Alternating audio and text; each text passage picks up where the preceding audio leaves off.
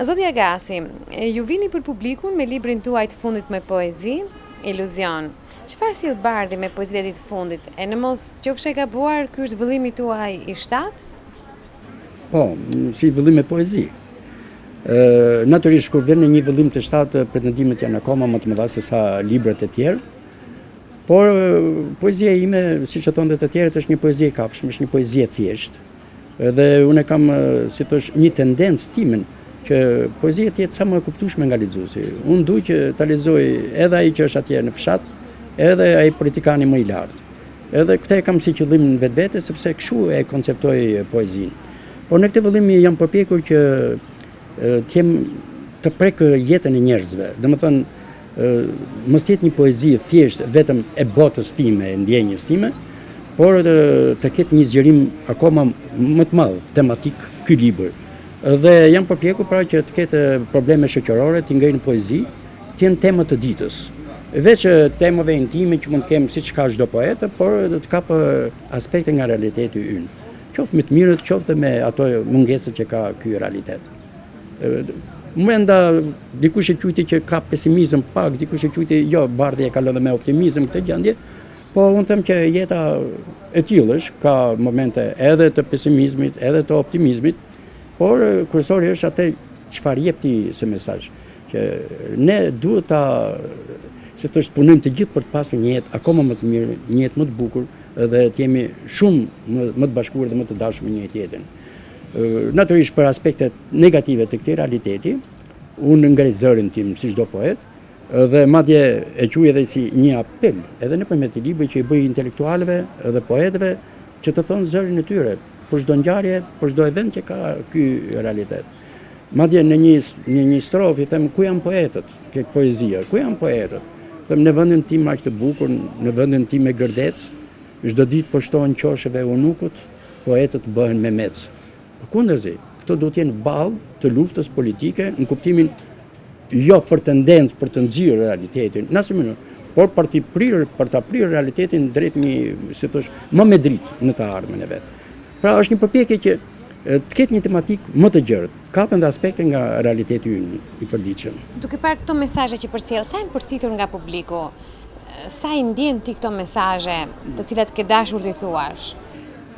Më vjen mirë sepse telefonatët të ditë kanë qenë të shumta, edhe më vjen mirë sepse atë që theksova, domethënë është poezia ime është thithur nga lexuesi, e kanë përqyer edhe njerëz të thjeshtë, edhe njerëz intelektual, më kanë përgëzuar, domethënë që i kanë gjitur ky libër tek ato akoma, është shpejt këtë ditë, por tek ato lexues tek të cilët unë kam shpërndar këtë libër, kanë thënë fjalë të mira, fjalë të ngrohta, dhe kjo më ngroh, më bën akoma më tepër që të ndjej një detyrim që duhet vazhduar si të gjithë të tjerët në rrugën e poezisë. Zoti Agasi, ne ju kemi parë si politikan, por edhe poet. Sa i ndjek ti zhvillimet politike krahas poezisë me të cilën të shikojmë vitet e fundit? Natyrisht unë kam pasur një jetë gjatë politike, do thoja.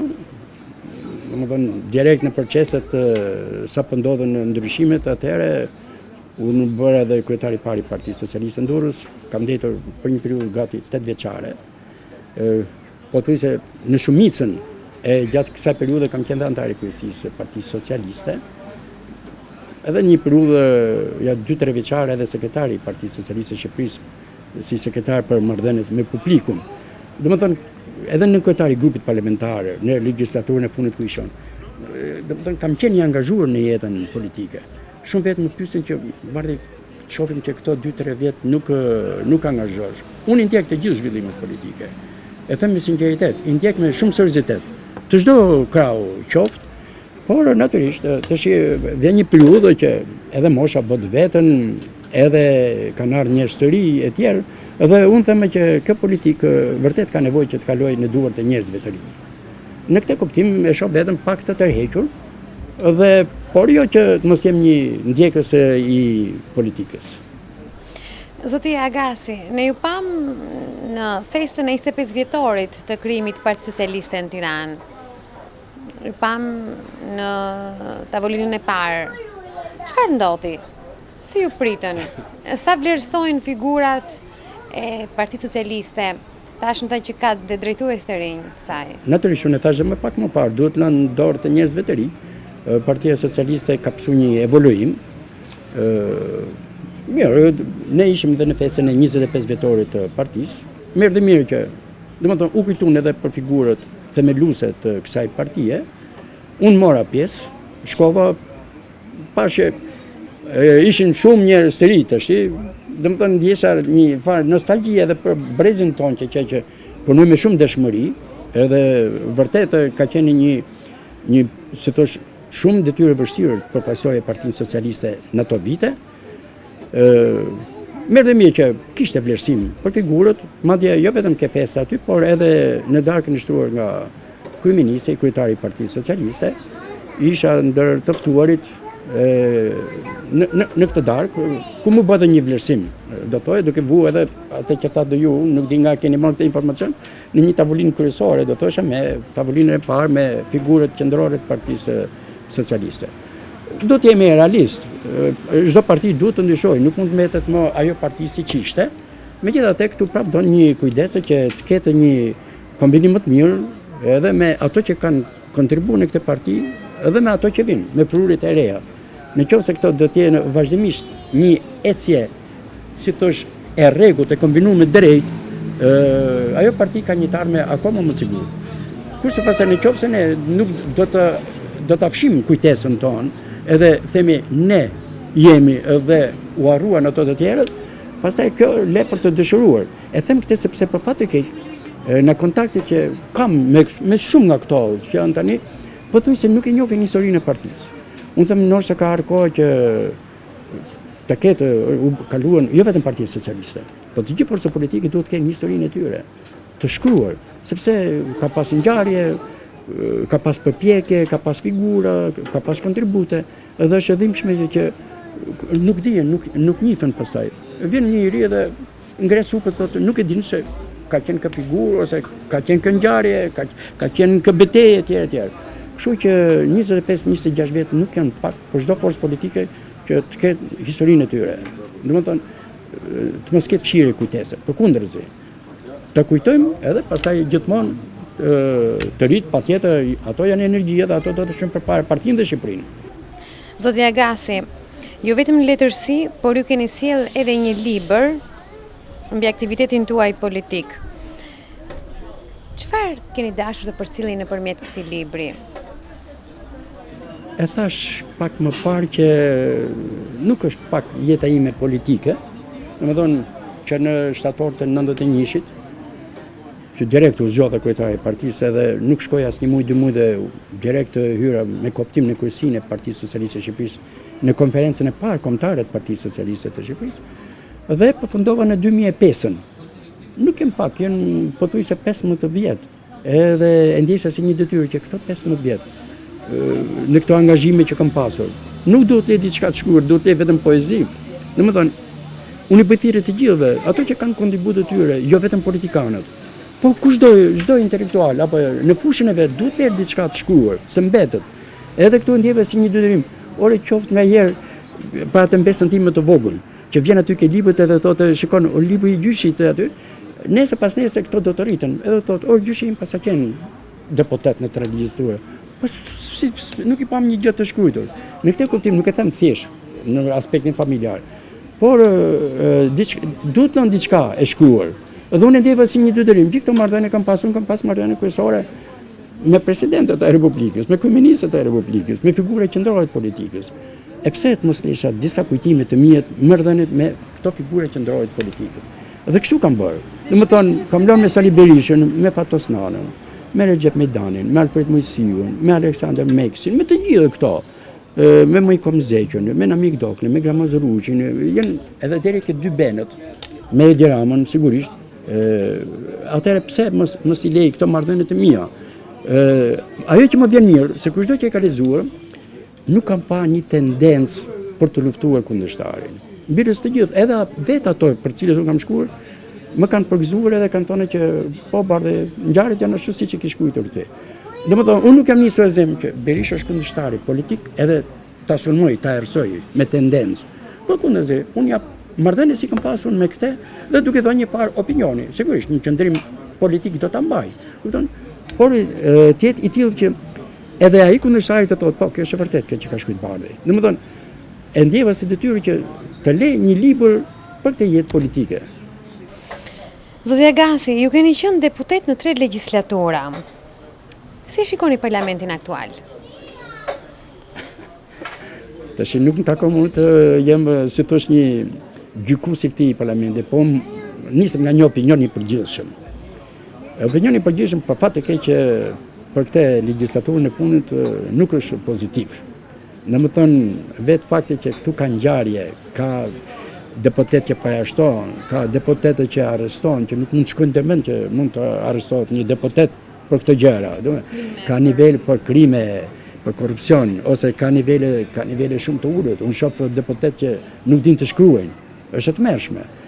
Edhe kur e krahasoj me parlamentin e 92-96-s, unë ndjej veten gati të humbur, që funja vija nga një institucion që ishte një drejtues i teatrit, apo 7 teatër kishte Shqipëria, një nga këto ka qenë teatri më i sigur, unë isha drejtues për kaq vite.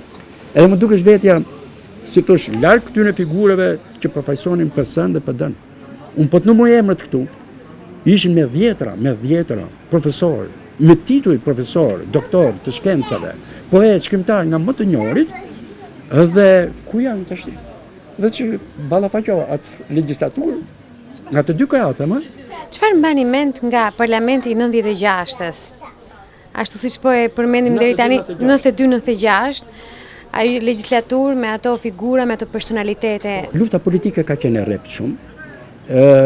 Sidomos ne që përfaqësonim Partinë Socialiste mbanim një peshë shumë të rëndë.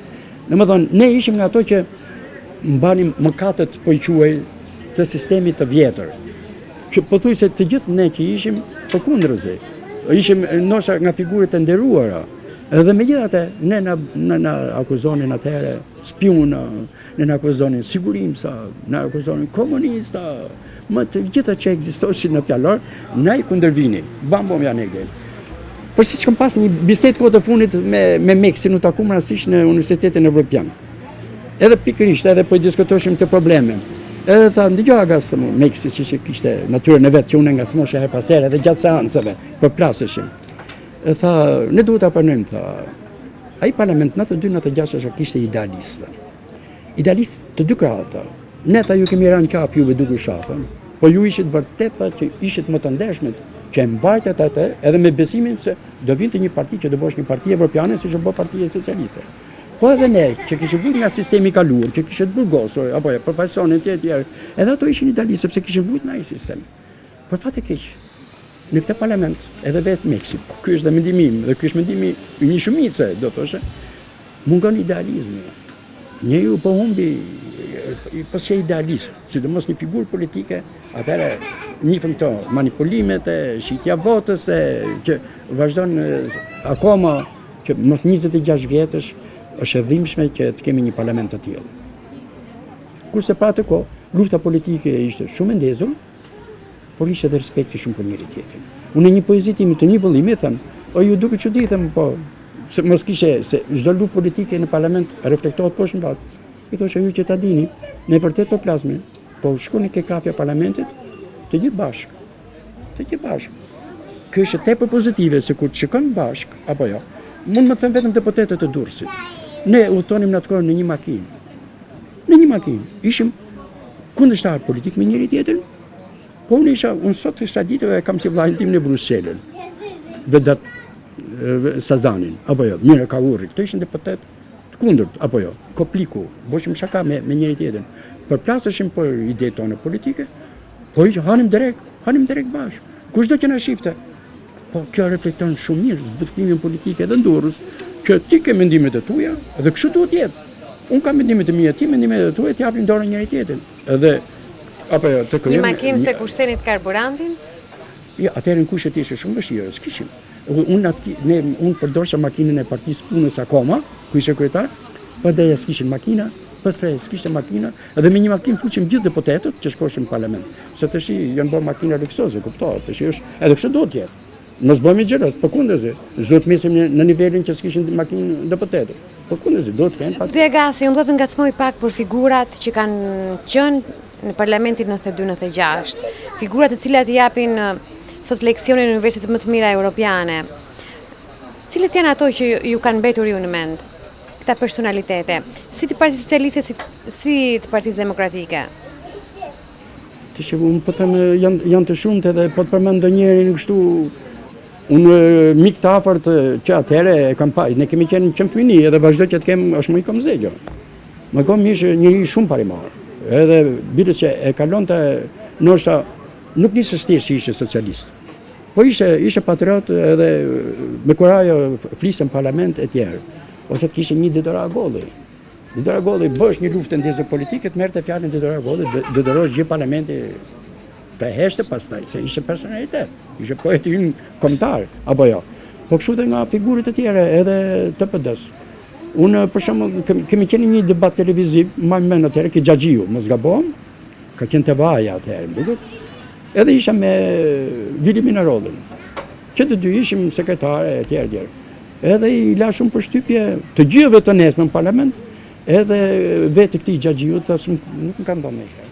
I thash Vilit, ne jemi miq, apo jo? Ti ke tu edhe unë doj.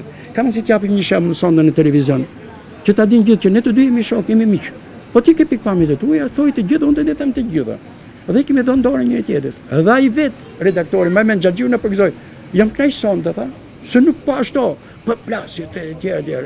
Secili shpalosi të vetën dhe aty. Edhe për Vili Minarollin do ta veçoja. Vërtet.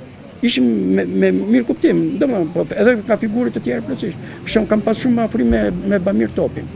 Kemi qenë edhe jashtë bashkë, kemi takuar shqiptar bashkë, flisnim tjerë. Ai ishte nën kryetari i grupit pastaj OB, edhe unë isha nën kryetari i grupit parlamentar, kushdo që na shikonte, edhe po them kemi qenë në Londër, në parlamentin e Londrës, ne jetëm një javë atëherë, edhe me Bamirin shkum takuam një grup shqiptarësh, gjemsh aty.